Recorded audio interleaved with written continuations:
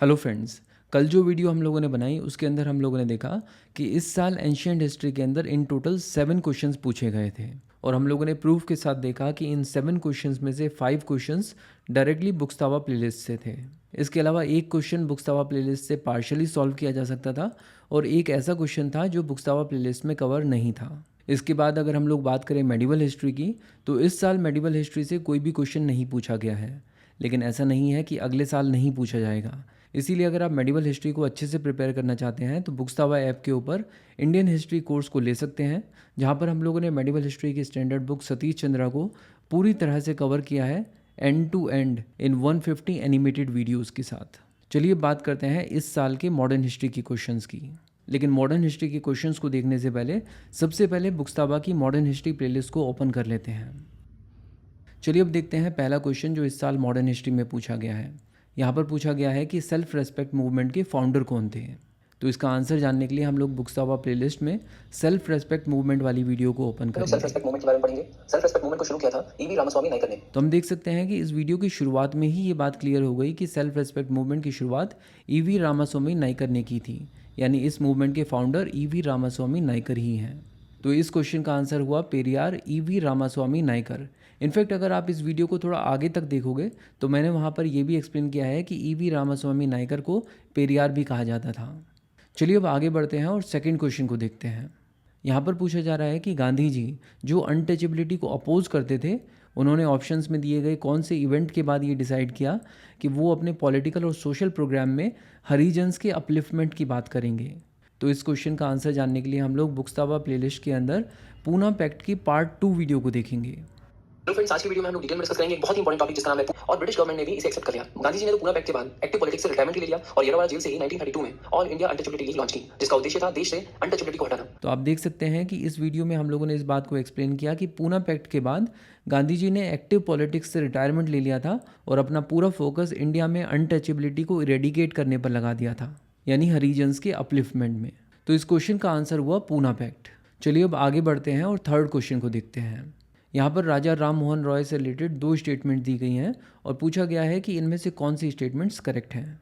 तो चलिए बुक्सतावा प्लेलिस्ट में राजा राम मोहन रॉय की वीडियो को देखते हैं। 1801 से 1901 तक का जो समय था, ये वो समय था जब इंडियन सोसाइटी पूरी तरह से स्टैग्नेंट और डिकरेंट हो रही थी और इसके लिए इन्होंने डिसाइड किया कि वेस्टर्न मॉडर्निटी और ईस्टर्न स्पिरिचुअलिटी दोनों के तालमेल से अपने इस ऑब्जेक्टिव को अचीव करेंगे। तो यहाँ पर सबसे पहली चीज़ तो हम ये देख सकते हैं कि राजा राम मोहन रॉय ईस्टर्न स्पिरिचुअलिटी और वेस्टर्न मॉडर्निटी दोनों को सिंथेसाइज करने की कोशिश कर रहे थे, यानी वो दोनों को इक्वली रेस्पेक्ट करते थे। इसके अलावा मैंने ये भी एक्सप्लेन किया था कि इन्होंने वेदों और 5 उपनिषदों को ट्रांसलेट भी किया था और साथ ही साथ मैंने ये भी एक्सप्लेन किया था कि ये कितने ज़्यादा एफर्ट्स कर रहे थे इन वेदों और 5 उपनिषदों की बातों को आम लोगों तक पहुंचाने के लिए। तो बंगाली में रिलीजियस स्क्रिप्चर्स ट्रांसलेट कर दिए गए थे, बट अभी भी सभी लोगों तक ये बात पहुंच नहीं पा रही थी क्योंकि ज्यादातर लोग अनपढ़ थे। किसी भी लैंग्वेज में लिखा हो, पर्शियन या बंगाली, उनके लिए तो काला अक्षर भैंस बराबर था। तो इस प्रॉब्लम को सॉल्व करने के लिए इन्होंने 1814 में कलकत्ता में आत्मीय सभा सेटअप की। आत्मीय सभा मतलब सोसाइटी ऑफ फ्रेंड्स। तो इसके बेस पर साफ तौर पर कहा जा सकता है कि he possessed great love and respect for the traditional philosophical systems of the east. तो पहली स्टेटमेंट डेफिनेटली करेक्ट है। इसके बाद सेकंड स्टेटमेंट के लिए और देशवासियों की इंटेलेक्चुअल कंडीशन को इंप्रूव करना। तो यहाँ पर देशवासियों की इंटेलेक्चुअल कंडीशन को इंप्रूव करने की बात हो गई, सोशल प्रेजुडिस और सुपरस्टिशंस को रेडिकेट करने की बात हो गई, आइडल वर्शिप को अपोज किया जाएगा, कास्ट रिजिडिटीज, मीनिंगलेस रिचुअल्स और जो दूसरे सोशल इवेंट्स अब हिंदू रिलीजन के पार्ट बन चुके थे उन्हें खत्म किया जाएगा। इन्होंने लोगों को बताया कि भाई हमारे जो वेद है वो रेशनल आइडियाज पर बेस्ड है और आप भी चीजों को क्वेश्चन करना सीखो। अगर किसी स्क्रिप्चर या रिलीजियस टेक्स्ट में कोई ऐसी बात लिखी है जिसका कोई जस्टिफिकेशन नहीं है और आपकी समझ में नहीं आ रही है तो आप उसको भी मत मानो।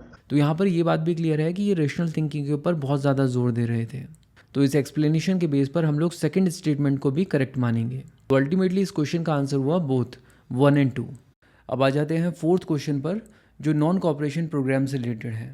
इसके लिए हम लोग बुक्सतावा प्लेलिस्ट के अंदर नॉन कॉपरेशन मूवमेंट वाली वीडियो पर हेलो फ्रेंड्स, आज की वीडियो में हम लोग डिटेल में डिस्कस करेंगे एक बहुत ही इंपॉर्टेंट टॉपिक जिसका नाम है। अब बात आती है कि नॉन कॉपरेशन मूवमेंट में करना क्या था। पहली चीज तो ये कि government schools, colleges, law courts और लेजिस्लेटिव काउंसिल्स को बॉयकॉट करना था, विदेशी कपड़ों का बहिष्कार करना था और उसकी जगह खादी कपड़े यूज करने थे। इसके अलावा अगर ब्रिटिश गवर्नमेंट ने कोई भी अवार्ड या टाइटल्स दे रखे हैं तो उसको वापस करना है, यानी अवार्ड वापसी। तो ये चीज़ तो क्लियर है कि law courts and foreign cloth को बॉयकॉट करना था, यानी पहली स्टेटमेंट करेक्ट है। लेकिन साथ ही साथ अवार्ड वापसी की भी बात हुई थी, जबकि यहाँ पर जो थर्ड स्टेटमेंट है वो है retention of titles and honours की। तो ये स्टेटमेंट डेफिनेटली इनकरेक्ट है। इसके बाद अगर हम लोग इसी वीडियो को थोड़ा और स्क्रॉल करके देखें तो हम लोग देखेंगे कि Gandhi ji strict non violence की बात कर रहे हैं। अब बात पहुंची गांधी जी तक। हम लड़ेंगे, जरूर लड़ेंगे, मगर हिंसा से नहीं, अहिंसा से। गांधी जी को तो वायलेंस पहले से ही पसंद नहीं है। खबर सुनते ही उनका तो खून खोल गया। उन्होंने कहा यार मैं यहाँ पे अहिंसा अहिंसा अहिंसा बोल रहा हूँ, तो मैं सिर्फ हिंसा हिंसा हिंसा ही सुन रहा है। उन्होंने कहा कि यार ऐसा नहीं चल पाएगा। तो इस हिसाब से ये जो सेकंड स्टेटमेंट है ये भी करेक्ट हो गई। और अगर बात की जाए फोर्थ स्टेटमेंट की, तो इसके लिए छोड़ दिए थे। वो तो इन सब मामलों में पहले ही आगे रहते थे। जहां मूवमेंट शुरू हुआ नहीं, इन्होंने स्कूल छोड़े। इसीलिए नेशनल लीडर्स ने कहा क्या इनकी पढ़ाई छूटनी नहीं चाहिए। ठीक है, गवर्नमेंट स्कूल्स नहीं है तो क्या हम लोग नेशनल कॉलेजेस खोल सकते हैं? तो काफी सारे नेशनल लीडर्स ने नेशनल कॉलेजेस और विद्यापीठ खोल दिए। इसके अलावा बड़े बड़े दिग्गज लॉयर्स ने अपनी लॉ प्रैक्टिस छोड़ दी थी। इस समय में जो मेन कॉलेजेस खोले गए थे वो थे गुजरात विद्यापीठ। तो हम लोग देख सकते हैं कि यहाँ पर ये बात तो बोली गई है कि गवर्नमेंट स्कूल्स को बॉयकॉट किया गया था और उसकी जगह पे नेशनल स्कूल्स और विद्यालयों को ओपन कर लिया गया। लेकिन ये चीज़ इस वीडियो में कहीं पर भी मेंशन नहीं है कि लॉ कोर्ट्स को बॉयकॉट करने के बाद क्या पंचायत को यूज़ किया गया था या उसका क्या अल्टरनेटिव था। वैसे भी देखा जाए तो हमारे देश में पंचायत एंशियंट टाइम से एग्जिस्ट करती हैं, तो ऐसा नहीं है कि नॉन कॉपरेशन मूवमेंट की वजह से पंचायत को इस्टेब्लिश किया गया था। हाँ, ये ज़रूर है कि उस समय डिस्प्यूट्स को सेटल करने के लिए पंचायत का ज़्यादा इस्तेमाल करा जाने लगा था। तो ये जो फोर्थ स्टेटमेंट है ये थोड़ा ट्रिकी है, लेकिन फिर भी मैं बेनिफिट ऑफ डाउट देते हुए इस स्टेटमेंट को इस समय करेक्ट ही मानूंगा। और इस तरह इस क्वेश्चन का आंसर हो गया ओनली 3। चलिए अब बात करते हैं क्वेश्चन नंबर 5 की। ये भी नॉन कॉपरेशन मूवमेंट से रिलेटेड है, तो इसके लिए वापस से हम लोग सेम नॉन कॉपरेशन मूवमेंट वाली वीडियो को ही रेफर करेंगे। अभी भी सेल्फ गवर्नमेंट ही है, बट इसे अचीव करने के तरीके को चेंज कर दिया गया। तो अब जो है गोल स्टेटमेंट है to attain self government via extra constitutional means of mass struggle. तो यहाँ पर ये कहना ठीक होगा कि गांधी जी के आने के बाद कांग्रेस के कैरेक्टर में ये एक बड़ा चेंज आया, क्योंकि अब आजादी पाने के लिए कांग्रेस सिर्फ कॉन्स्टिट्यूशनल रिफॉर्म्स के बारे में नहीं सोच रही है, बल्कि अब वो मासेस को इन्फ्लुएंस करके बड़े मूवमेंट के थ्रू आजादी पाना चाहती है। तो यहाँ से ये बात क्लियर हो जाती है कि कांग्रेस की गोल स्टेटमेंट अभी भी सेल्फ गवर्नमेंट यानी स्वराज को अटेन करने की ही है, but through extra constitutional means. यानी अभी भी कॉन्स्टिट्यूशनल और लेजिटिमेट मीन्स का ही इस्तेमाल किया जाने वाला है, लेकिन साथ ही साथ मासेस को भी अवेकन किया जा रहा है ताकि उसके थ्रू ब्रिटिश गवर्नमेंट के ऊपर प्रेशर बनाया जा सके। तो इसके बेस पर क्लियरली ये बात कही जा सकती है कि ये जो पहली स्टेटमेंट है, the Congress declared the attainment of Swaraj by legitimate and peaceful means to be its objective, ये स्टेटमेंट बिल्कुल करेक्ट है। और अब सेकंड स्टेटमेंट के लिए वापस से इसी वीडियो का एक दूसरा पोर्शन देखते हैं। यार आप तो जेल में नहीं हो ना, आप बाहर हो, नॉन कॉपरेशन मूवमेंट अच्छा चल रहा है और आप सिविल डिसोबीडियंस शुरू कर लेना चाहिए। गांधी जी पर इतना ज्यादा प्रेशर बना दिया कि यार गांधी जी आप जो है गियर बदलो, यार अगला गियर डालो आप। मरते क्या नहीं करते, गांधी जी ने 1 फरवरी 1922 में बारडोली से सिविल डिसोबीडियंस मूवमेंट लॉन्च करने का ऐलान कर दिया। अब ऐलान करे सिर्फ 4 ही दिन हुए थे कि 5 फरवरी 1922 में चौरी चौरा इंसिडेंट की खबर आ गई, जहां लोगों की भीड़ ने 22 पुलिसमैन को जिंदा जला दिया था। तो हम लोगों ने देखा कि नॉन कॉपरेशन मूवमेंट के दौरान ही नेक्स्ट स्टेज के रूप में सिविल डिसोबीडियंस मूवमेंट को लॉन्च करना था, और गांधी जी ने सिविल डिसोबीडियंस मूवमेंट को डिक्लेयर भी कर दिया था। लेकिन डिक्लेरेशन के 4 दिन के बाद ही चौरी चौरा इंसिडेंट हो गया, जिसकी वजह से नॉन कॉपरेशन मूवमेंट को बंद करना पड़ा। तो इसीलिए हम लोग क्लियरली कह सकते हैं कि सेकंड स्टेटमेंट भी करेक्ट है, और इसीलिए इस क्वेश्चन का आंसर हुआ बोथ 1 और 2। चलिए अब देखते हैं नेक्स्ट क्वेश्चन, जहाँ पर पूछा जा रहा है कि चौरी चौरा इंसिडेंट में जिन लोगों को अरेस्ट किया गया था उनको इनमें से किसने लीगल डिफेंस प्रोवाइड की थी। तो इसके लिए वापस से हम लोग नॉन कॉपरेशन मूवमेंट वाली ही वीडियो को देखेंगे।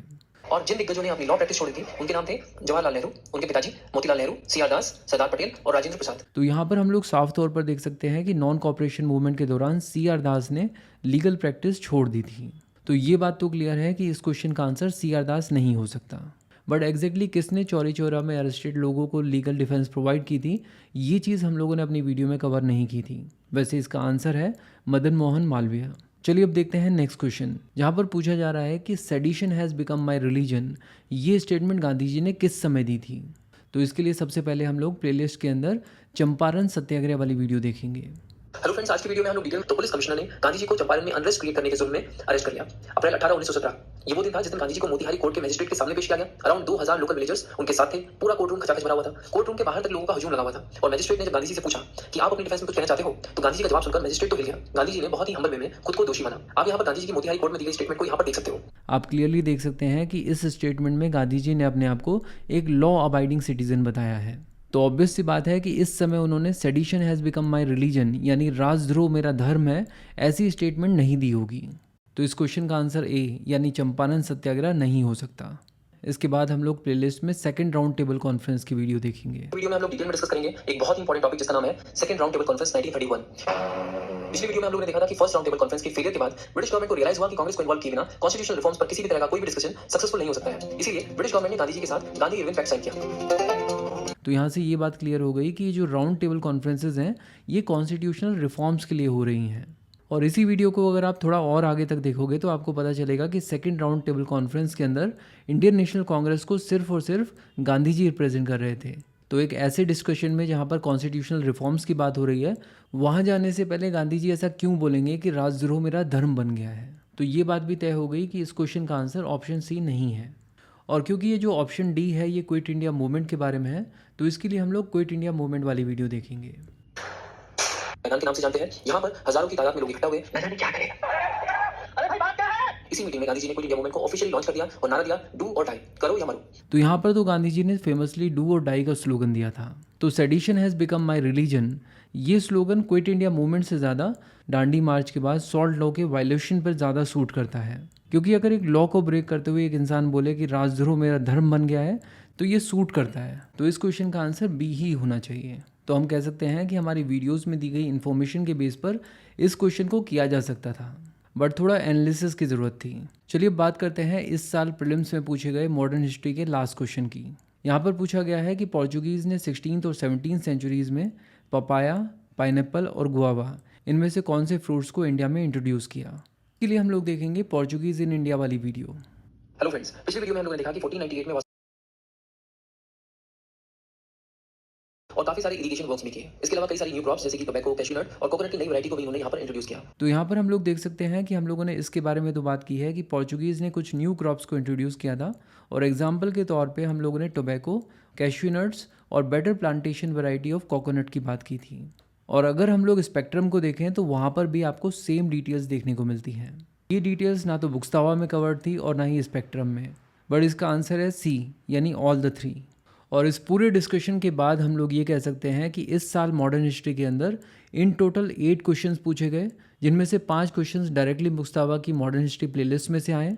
2 क्वेश्चंस ऐसे थे जहां पर आप बुक्सतावा की प्लेलिस्ट के बेस पर कुछ ऑप्शंस को एलिमिनेट कर पाए, और एक क्वेश्चन बिल्कुल ही बाहर से आया। इसके अलावा एक चीज़ और, इस साल के प्रीलिम्स के पेपर एनालिसिस में एंशिएंट हिस्ट्री और मॉडर्न हिस्ट्री की ये 2 वीडियोस आ चुकी हैं। इसके बाद इंडियन पॉलिटी और इंडियन इकोनॉमी की भी इस तरह की एनालिसिस वीडियो अभी अपलोड होने वाली है। Stay tuned. Thank you so much for watching and supporting बुक्सतावा।